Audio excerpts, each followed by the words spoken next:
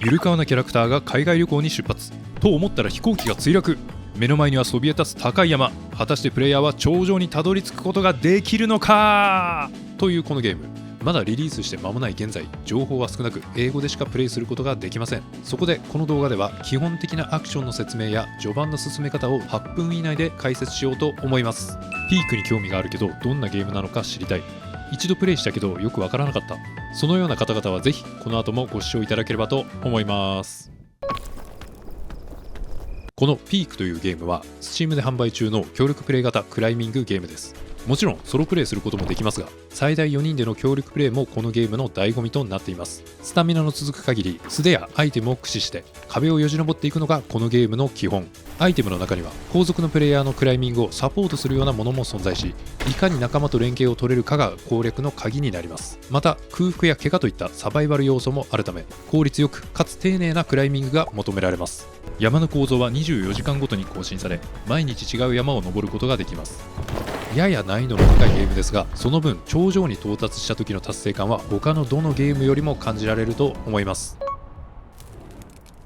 ここからは実際のゲームの流れを見ながら解説していきます。ホストとなるプレイヤーがゲームを始めると、空港のロビーからゲームがスタート。目の前の端末に E キーでアクセスするか、エスケープキーを押してインバイトフレンズで Steam のフレンドを招待することができます。フレンドがロビーに来たら、まずはキャラクターの見た目をカスタマイズしましょう。左クリック長押しで手に持っているパスポートを開けば、肌の色や髪型、目、口、服装を変更可能。あなたのお好みのキャラクターを作れます。全員の準備が整ったら、奥にある搭乗口近くの端末で E キーを押してアクセス、難易度を選択しましょう。ピークがデフォルトの難易度になっていて、手応えのあるクライミング体験が可能です。もう一つのテンダーフットはいわゆるイージーモードになります。このゲームは結構難しいので、ゲームの腕に自信のない方は最初からこちらを選択してもいいかもしれません。難易度を決めたらスタートをクリックして始めましょう。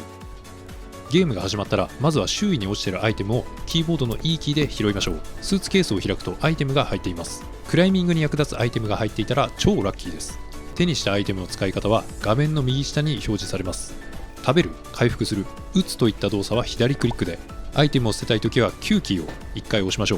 う。同じく Q キーを長押しするとチャージが始まり、物を遠くへ投げることができます。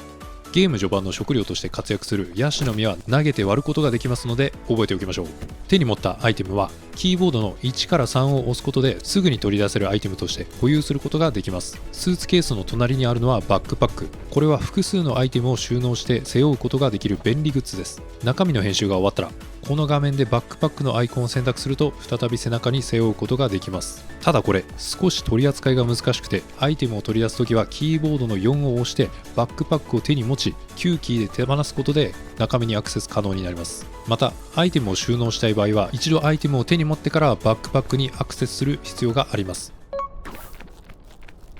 このゲームでは岩、植物、壁など垂直に伸びている物体のほとんどをよじ登ることができます。特に起伏がなさそうに見える柱なんかもこのように難なくよじ登ることが可能です。操作方法は壁に向かって左クリックを押し続けるか、スペースキーを押すと壁を掴んで移動することができます。クライミング中にシフトキーかスペースキーを押すと飛びつきが可能です。ぶら下がるロープ、ツタ、取っ手などは E キーで掴むことができます。掴んでいる間はスタミナゲージを消費します。このゲージがゼロになってしまうと壁を掴むことができなくなります。もし高い位置から落下してしまうとダメージを受けたり、ひどい時は即死してしまうので無理は禁物です。スタミナゲージは平坦な面に立ち、激しい動作を行わなければ自然と回復していきます。なお飛びつきを使えば素早くクライミングすることができますが、スタミナの消費も激しくなります。また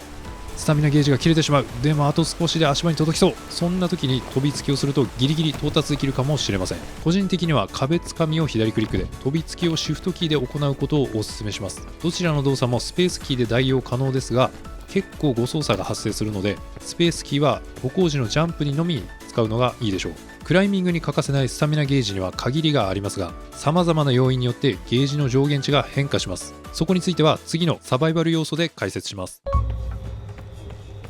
本作はただ壁を登るだけのゲームではありません。重量、空腹、怪我、毒などによってゲージの上限値が下がることがあります。これはつまりクライミング可能距離が短くなることを意味するので、結構クリティカルなデメリット。このようなマイナス要素を管理しながら良好なコンディションを維持することが攻略の鍵になります。先ほど紹介したバックパックは便利アイテムですが、いいことばかりではありません。入れたアイテムに応じて重量が増えていき、スタミナゲージの上限値を下げてしまいます。アイテムは必要最小限にして軽い荷物を収納するように心がけましょう。プレイヤーが操作する可愛いキャラクターは時間とともにお腹を空かせます。フィールドのあらゆる場所に配置されている果物やキノコを食べたり、スーツケースの中にある食料を食べて可能な限り空腹感を減らしましょう。なんだこれ。危険なクライミングには怪我がつきものです。高いところから落下してしまうとダメージを受けてスタミナゲージを圧迫してしまいます。圧迫するスタミナゲージがなくなった時点で死んでしまいますので気をつけましょう。体感ではありますが、キャラクター10体分くらいの高さの落下距離からダメージが発生するようです。怪我は包帯や救急キットを使うと治療可能です。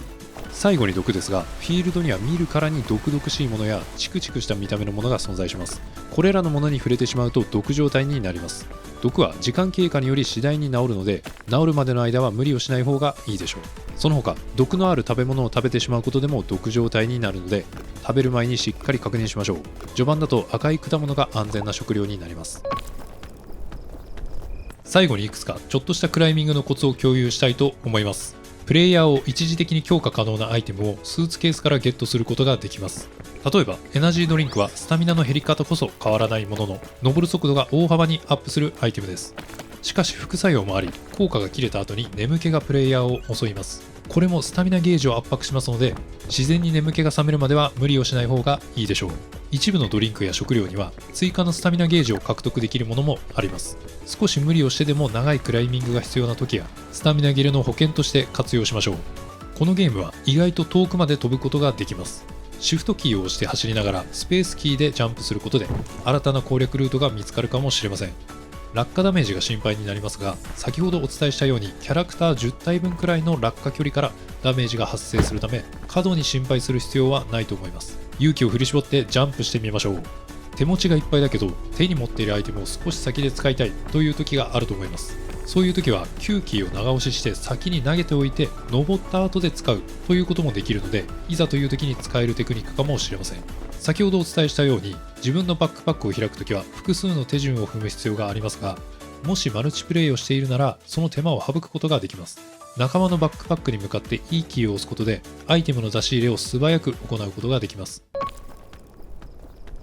最後まで動画を見ていただきありがとうございました。発売直後に同時接続数 2.7 万人を記録している本作、Steam の評価も非常に好評ということで間違いなく面白いゲームとなっています。家族や友達にピークを一緒にやろうと勧めるときにぜひこの動画もセットで紹介していただければと思います。この動画に反響があれば今後もピーク関連の攻略動画を作っていきたいと思います。視聴者の皆さんのフィードバックが活動の励みになりますので、ぜひチャンネル登録と評価の方よろしくお願いします。私、人狼様なのゲーム実況チャンネルの方も足を運んでもらえると大変嬉しいです。それではまた次の動画でお会いしましょう。